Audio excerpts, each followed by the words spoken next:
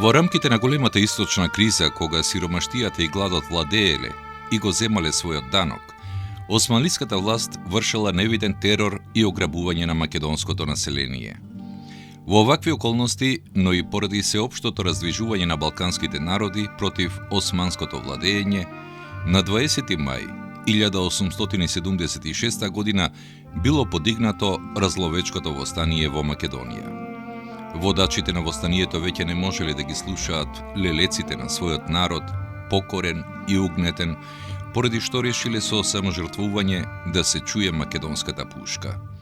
Тие биле спремни да го положат својот живот и да умрат веднаш за Македонија и за својот народ, ако тоа значи дека нивната земја ќе живее во мир, а нивните деца во слобода.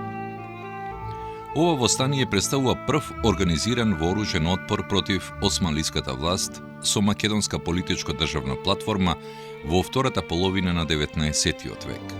Оваа платформа била изразена и преку знамето на востаниците како символ на државност. Востанието било подготвувано од група македонски револуционери на чело со Димитар поп Георгиев Беровски и поп Стојан Разловски, татко на сопругата на Беровски.